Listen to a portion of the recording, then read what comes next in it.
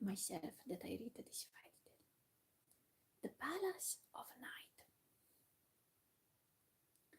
Some time after, the children and their friends met at the first dawn to go to the Palace of Night, where they hoped to find the Blue Bird.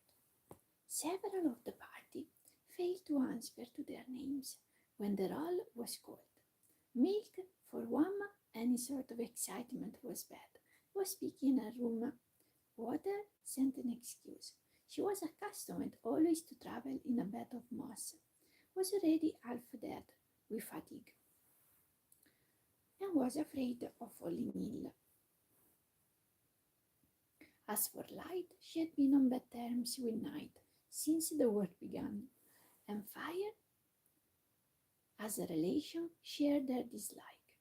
Light kissed the children and told Tilo the way, for it was his business to lead the expedition, and the little band set out upon its road. You can imagine dear Tilo trotting ahead on his hind legs like a little man, with his nose in the air, his tongue dangling down his chin, his front paws folded across his chest. He fidgets, sniffs about, runs up and down, covering twice the ground, without minding how tired it makes him. He is so full of his own importance that he disdains temptations on his path. He neglects the rubbish heaps, pays no attention to anything he sees, and cuts all his old friends. Poor Tilo! He was so delighted to become a man, and yet he was no happier than before. Of course, life was the same to him because his nature had remained unchanged. What was the use of his being a man if he continued to feel and think like a dog? In fact, his troubles were increased 100-fold by the sense of responsibility that now waited upon him. Ah, he said with a sigh, for he was joining blindly in his little god's search, without for a moment reflecting that the end of the journey would mean the end of his life. Ah, he said, if I got hold of that rascal of a blue bird, trust me, I wouldn't touch him even with the tip of my tongue, not if he were as plump and sweet as a quail. Brett followed solemnly, carrying the cage. The two children came next, and Sugar brought up the rear. But where was the cat? To discover the reason of her absence, we must go a little way back and read her thoughts. At the time when Tylet called the meeting of the animals and things in the fairies' hall, she was contemplating a great plot which would aim at prolonging the journey. But she had reckoned without the stupidity of her hearers. The idiots, she thought, have very nearly spoiled the whole thing by foolishly throwing themselves at the fairies' feet as though they were guilty of a crime. It is better to rely upon oneself alone. In my cat life, all our training is founded on suspicion. I can see that it is just the same in the life of man. Those who confide in others are only betrayed. It is better to keep silent and to be treacherous oneself. As you see, my dear little readers, the cat was in the same position as the dog. She had not changed her soul and was simply continuing her former existence. But, of course, she was very wicked, whereas our dear Tilo was, if anything, too good. Tylette, therefore, resolved to act on her own account and went, before daybreak, to call on Night, who was an old friend of hers. The road to the Palace of Night was rather long and rather dangerous. It had precipices on either side of it. You had to climb up and climb down and then climb up again, among high rocks that always seemed waiting to crush the passers-by. At last, you came to the edge of a dark like a circle, and there you had to go down thousands of steps to reach the black marble underground palace in which Night lived. The cat, who had often been there before, raced along the road, light as a feather. Her cloak, borne on the wind, streamed like a banner behind her. The plume in her hat fluttered gracefully, and her little grey kid boots hardly touched the ground. She soon reached her destination, and in a few bounds came to the great hall where Night was. It was really a wonderful sight. Night, stately and grand as a queen, reclined upon her throne. She slept, and not a glimmer, not a star, twinkled around her. But we know that the night has no secrets for cats, and that their eyes have the power of piercing the darkness. So, Tylet, so night I saw it were broad daylight. Before waking her, she cast a loving glance at the motherly and familiar face. It was white and silvery as the moon, and its unbending features inspired both fear and admiration. Night's figure, which was half visible through her long black veils, was as beautiful as that of a Greek statue. She had long arms and a pair of enormous wings, now furled in sleep, came from her shoulders to her feet, and gave her a look of majesty beyond compare. Still, in spite of her affection for her best of friends, Tylet did not waste too much time in gazing at her. It was a critical moment, and time was short. Tired and jaded and overcome with anguish, she sank upon the steps of the throne and mewed plaintively. "It is I, Mother Night. I am worn out."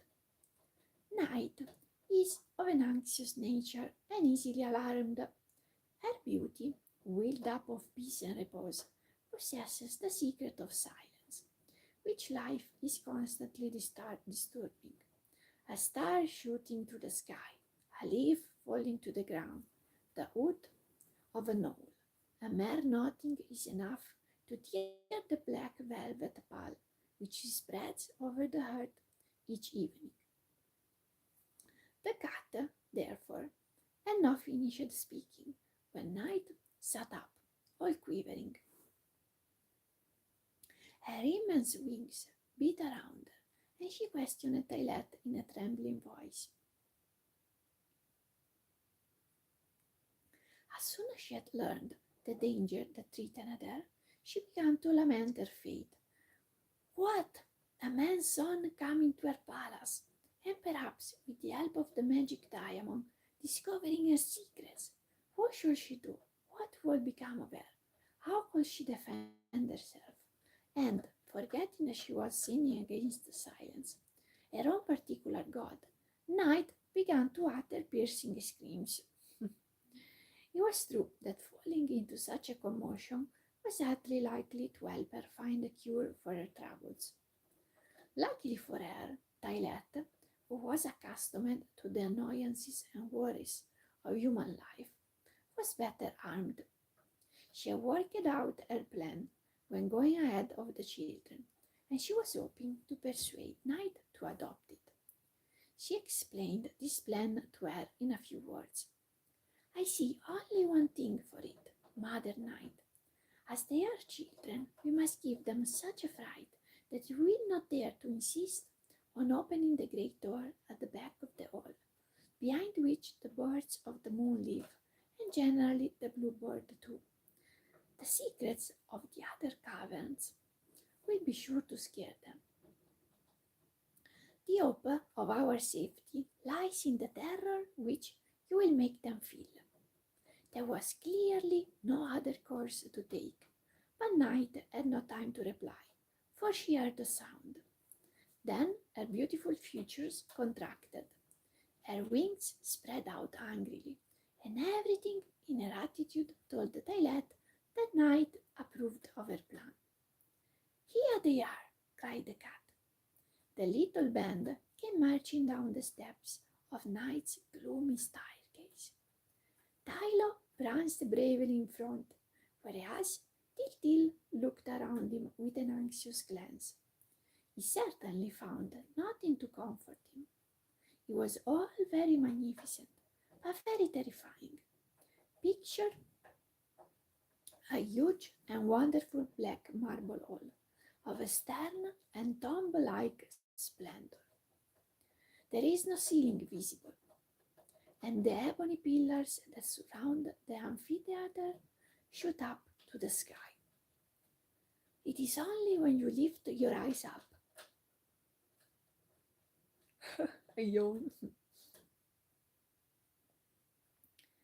there, that you catch the faint light falling from the stars. Everywhere, the thickest darkness reigns. Two restless flames, no more, flicker on either side of Night's throne, before a monumental door of brass. Bronze doors show through the pillars to the right and left. The cat rushed up to the children. "This way, little master, this way. I have told Night, and she is delighted to see you." Tylet's soft voice and smile made Tiltil feel himself again, and he walked up to the throne with a bold and confident step, saying, "Good day, Mrs. Knight." Knight was offended by the word "good day," which reminded her of her eternal enemy Light, and answered dryly, "Good day? I am not used to that. You might say good night, or at least good evening." Our hero was not prepared to quarrel. He felt very small in the presence of that stately lady.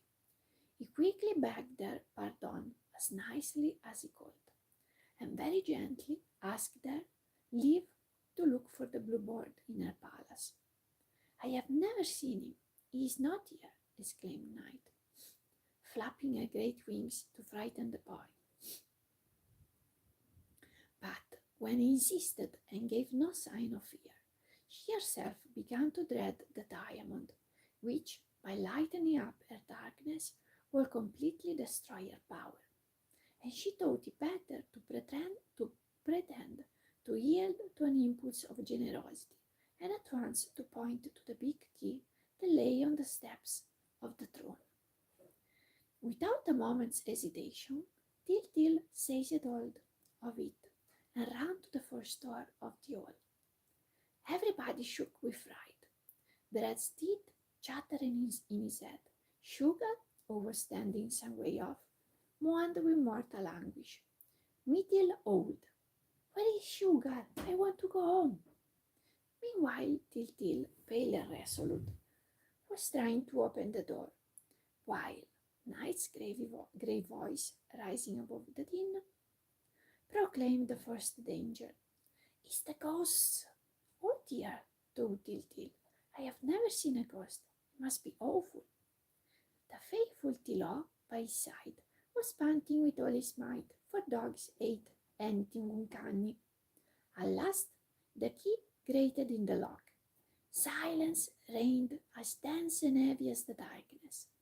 No one dared draw a breath. Then the door opened, and in a moment the gloom was filled with the white figures running in every direction.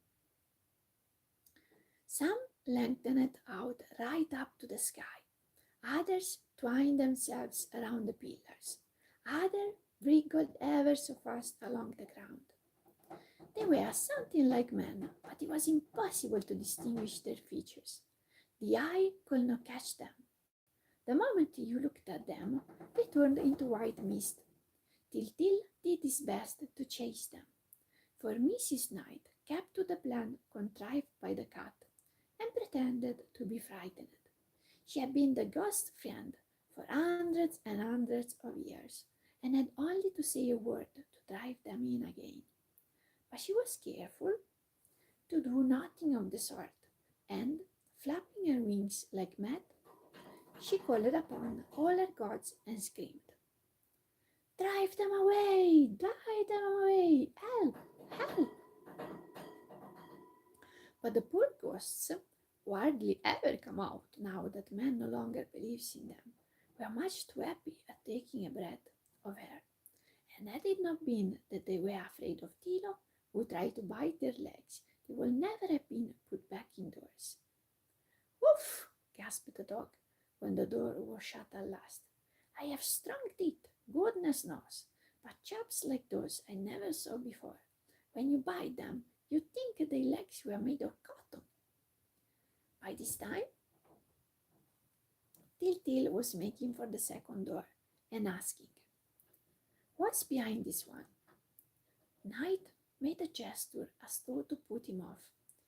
Did the obstinate little fellow really want to see everything? Must I be careful when I open it? Asked Tiltil. No, said Knight, it is not worthwhile. It's the sicknesses. They are very quiet, the poor little things. Man, for some time, has been waging such war upon them. Open and see for yourself. Tiltil threw the door wide open and stood speechless with astonishment. There was nothing to be seen. He was just about to close the door again when he was hustled aside by a little body in a dressing gown and a cotton nightcap, who began to frisk about the hall, wagging her head and stopping every minute to cough, sneeze, and blow her nose, and to pull on her slippers, which were too big for her, and kept dropping off her feet. Sugar, Bread, and Tiltil were no longer frightened and began to laugh like anything. But they had no sooner come near the little person in the cotton nightcap than they themselves began to cough and sneeze. It's the least important of the sicknesses, said Knight. It's cold in the head. Oh dear, thought Sugar. If my nose keeps on running like this, I'm done for. I shall melt. Poor Sugar, he did not know where to hide himself.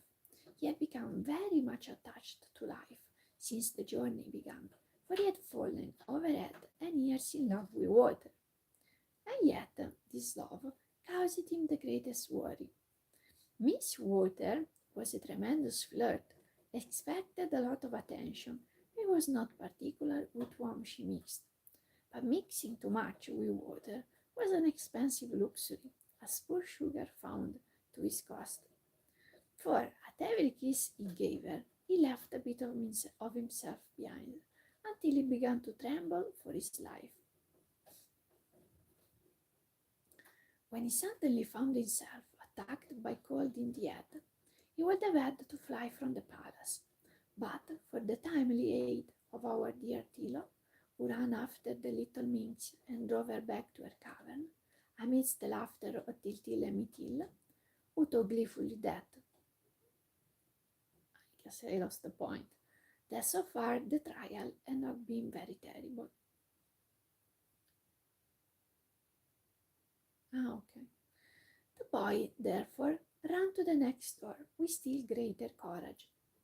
Take care, cried Knight in a dreadful voice. It's the worst. They are more powerful than ever. I daren't think what will happen if one of them broke loose. Stand ready, all of you, to push back the door. Knight had not finished uttering her warnings when the plucky little fellow repented his rashness.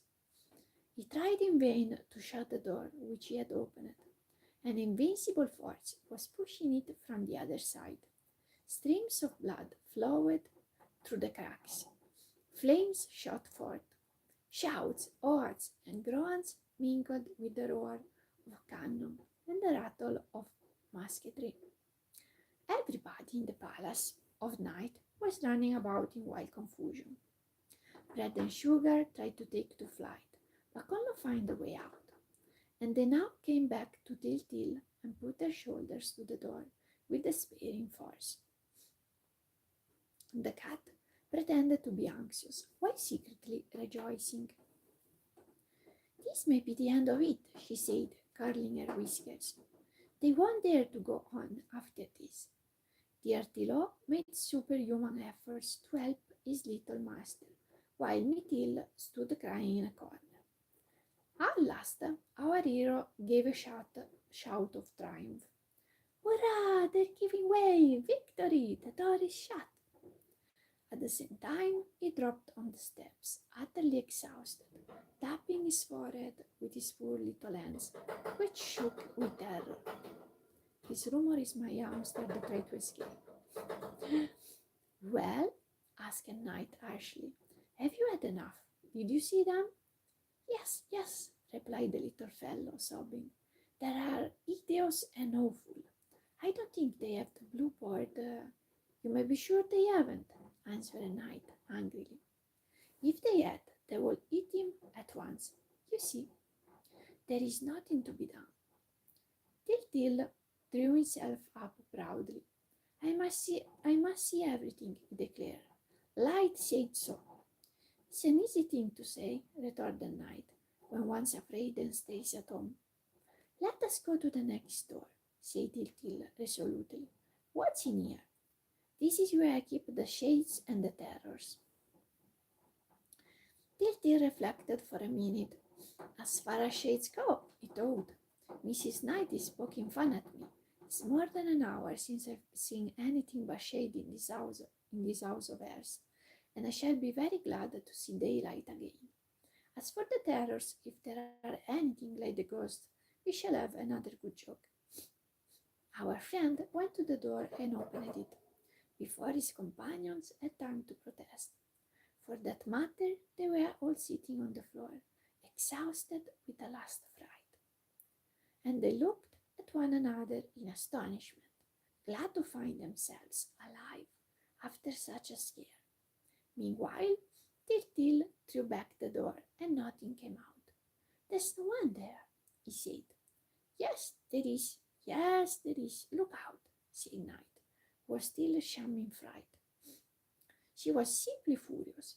She had hoped to make a great impression with her terrors, and lo and behold, the wretches, who had so long been snubbed by men, were afraid of him.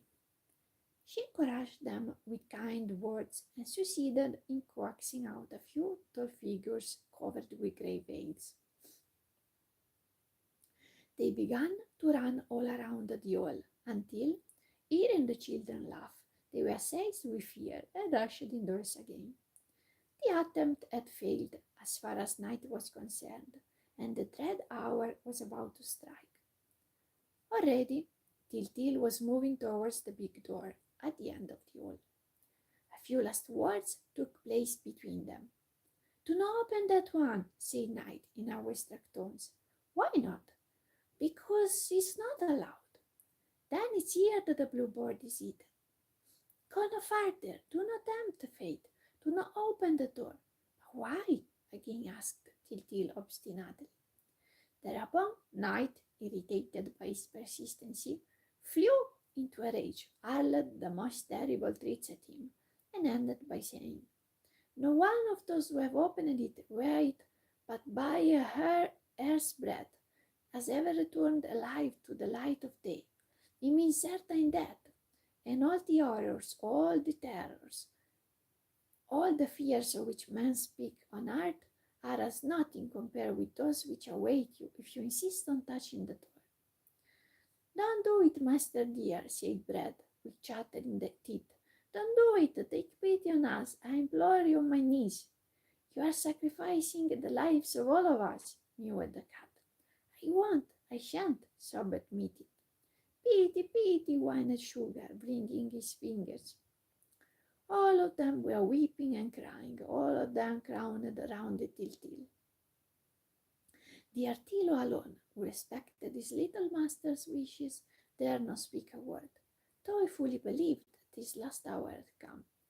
Two big tears rolled down his cheeks, and he licked Til's hands in despair. It was really a most touching scene, and for a moment our hero hesitated. His heart beat wildly, his throat was parched with anguish. He tried to speak and could not get out a sound. Besides, he did not wish to show weakness in the presence of his hapless companions.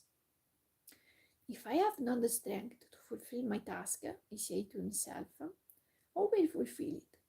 If my friends behold my distress, it is all up with me. They will not let me go through with my mission, and I shall never find the blue bird.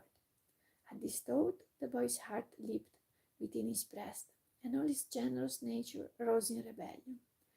It will never do to be, perhaps, within arm's length of happiness, and not to try for it, at the risk of dying in the attempt, to try for it and hand it over at last to all mankind. That settled it. Till resolved to sacrifice himself. Like a true hero, he brandished the heavy golden key and cried, I must open the door. He ran up to the great door, with Tilo panting by his side. The poor dog was half dead with fright, but his pride and his devotion to Til obliged him to smother his fears. I shall stay, he said to his master. I am not afraid. I shall stay with my little god. In the meantime, all the others had fled. Bread was crumbling to bits behind a pillar. Sugar was melting in a corner with Mithil in his arms. Night and the cat, both shaking with fury, kept to the far end of the hall. Then Til gave Tilo a last kiss, pressed him to his heart, and with never a tremble, put the key in the lock. Yells of terror came from all the corners of the hall, where the runaways had taken shelter, while the two leaves of the great door, opened by magic in front of our little friend, was struck dumb with admiration and delight. What an exquisite surprise! A wonderful garden lay before him, a dream garden filled with flowers that shone like stars, waterfalls that came rushing from the sky, and trees which the moon had clothed in silver. And then there was something whirling like a blue cloud among the clusters of roses. Til rubbed his eyes. He could not believe his senses. He waited, looked again, and then dashed into the garden, shouting like mad. Come quickly, come quickly, they are here, we have them at last. Millions of bluebirds, thousands of millions. Come, Mithil, come, Tilo, come all, help me, you can catch them by handfuls. Reassured at last, his friends came running up, and all darted in among the birds, seeing who could catch the most. I've cooked 7 already, cried Mithil. I can't hold them. Nor can I, said Til. I have too many of them. They're escaping from my arms. Tilo has some too. Let us go out. Let us go out. Light is waiting for us. How pleased she will be. This way, this way.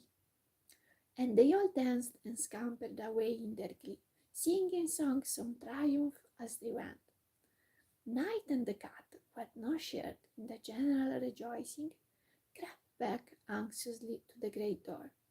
And Night whimpered. Haven't they got him? No, said the cat, who saw the real bluebird perched like on a moonbeam. They could not reach him, he kept too high. Our friends, in all haste, ran up the numberless stairs between them and the daylight. Each of them hugged the birds which he had captured, never dreaming that every step which brought them nearer to the light was fatal to the poor things, so that by the time they came to the top of the staircase, they were carrying nothing but dead birds. Light was waiting for them anxiously. Well, have you caught him? She asked. Yes, yes, said Til. Lots of them. There are thousands. Look. As he spoke, he held out the dear birds to her, and saw, to his dismay, that they were nothing more than lifeless corpses. Their poor little wings were broken, and their heads drooped sadly for their necks. The boy, in his despair, turned to his companions. Alas, they too were hugging nothing but dead birds. Then Til threw himself sobbing into Light's arms. Once more all his hopes dashed to the ground. "Do not cry, my child," said Light. "You did not catch the one that is able to live in broad daylight. We shall find him yet." "Of course we shall find him," said Bread and Sugar with one voice. They were great,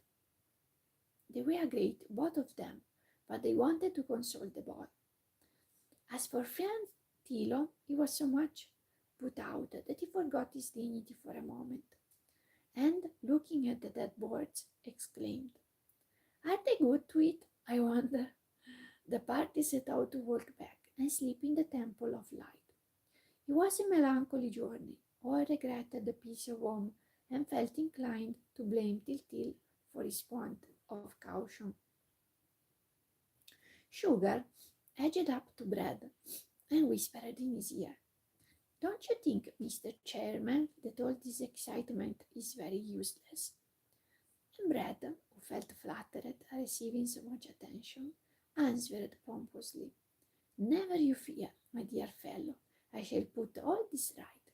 Life would be unbearable if we had to listen to all the whimpies of the little madcap. Tomorrow we shall stay in bed."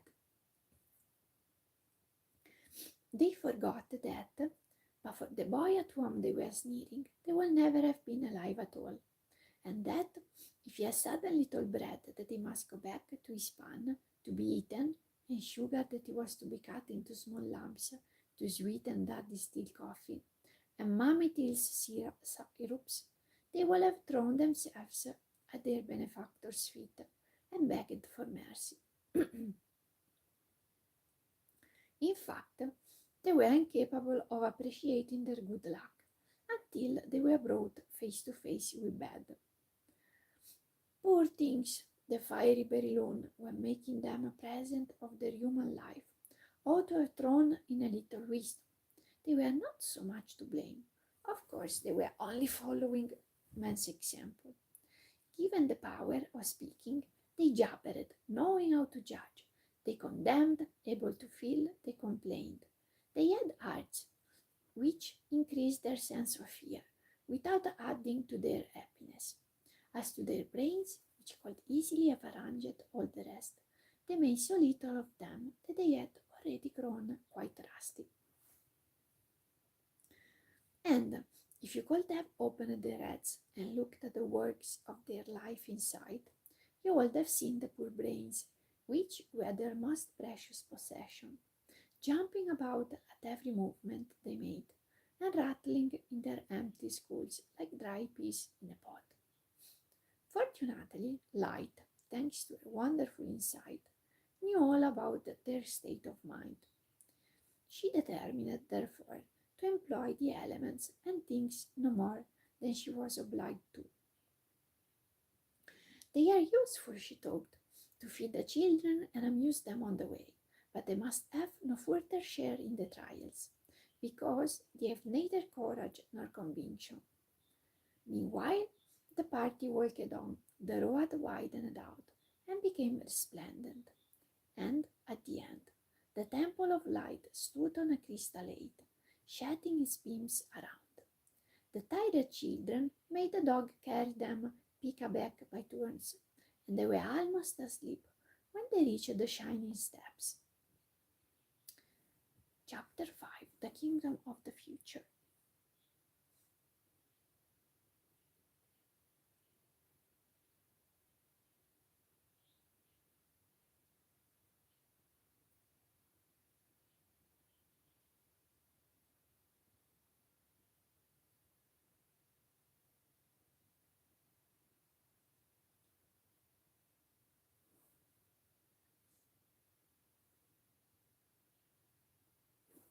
I'm really curious about this book, but for now I will stop here.